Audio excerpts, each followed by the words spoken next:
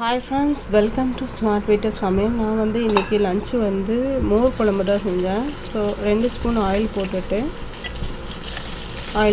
அதில் வந்து கடுகு போட்டுக்கோங்க. கடுகு ஆட் பண்ணிவிட்டு பச்சை மிளகா, வெங்காயம், ஒரு வெங்காயம், ஒரு தக்காளி, ஜீரகம், அதுக்கப்புறமா வந்து இஞ்சி, ஒரு துண்டு இஞ்சி போட்டு தட்டி போட்டுருங்க. போட்டு நல்லா வதக்கிடுங்க. நல்லா வதங்கின பிறகு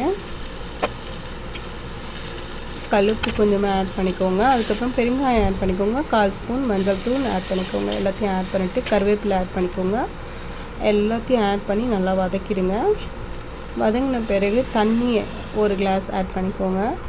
அதுக்கப்புறமா துவரம்பருப்பும் பச்சரிசியும் ஊற வச்சு 10 நிமிஷம் ஊற வச்சுட்டு அதை அரைச்சி ஊற்றின விழுது தான் அதை வந்து ஊற்றினா தான் நம்ம குழம்புக்கு திக்னஸ் கொடுக்கும். அண்ட் சைட் பை சைடு நான் வந்து வடை சுட்டுட்ருக்கேன். மோர் குழம்பு வித் மெதுவடை தான் எங்கள் வீட்டில் லன்ச் இன்றைக்கி. இப்போது வந்து பாருங்கள், வடை தட்டி போட்டாச்சு. இந்த சைடு இப்போ பாருங்கள், குழம்பு வந்து ரெடி ஆகிட்டுருக்கு. கொஞ்சம் திக்காக இருக்குது. ஸோ தண்ணி கொஞ்சம் ஆட் பண்ணிவிட்டு அதுக்கப்புறமா தயிர் எடுத்து வச்சு இந்த தயிரை நல்லா மோராக்கிட்டு ஊற்றியாச்சு. மோர் குழம்புக்கு மட்டும் நம்ம கொதி விடக்கூடாது. சும்மா அப்படியே நுரைச்சி வரும்போது நம்ம ஆஃப் பண்ணிடணும். இப்போ வடை ரெடி ஆகிட்டுருக்கு, மெதுவடை. ஸோ இனிமேல் புரட்டாசி மாதங்க, நமக்கு வந்து நான்வெஜ் வந்து செய்ய முடியாது.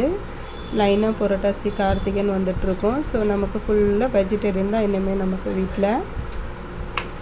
ஸோ இந்த மாதிரி செஞ்சு சாப்பிட்டுக்கலாம். ஹெல்த்தியாக இருக்கும் பசங்களுக்கு, குழந்தைங்களுக்கு. இப்போ பாருங்கள், மெதுவடை ரெடி ஆகிட்டுருக்கு. இப்போ லைட்டாக நுரைச்சி வரும்போது கொத்தமல்லி, கருவேப்பிலை போட்டுட்டு டக்குன்னு ஸ்டவ் ஆஃப் பண்ணிவிடுங்க. கொதிக்க வைக்காதீங்க. கொதிக்க வச்சிங்கன்னா மோர் குழம்பு டேஸ்ட்டாக இருக்காது. பிடிச்சிருந்தா லைக் பண்ணுங்கள், ஷேர் பண்ணுங்கள், சப்ஸ்கிரைப் பண்ணுங்கள் ஃப்ரெண்ட்ஸ். பாய்.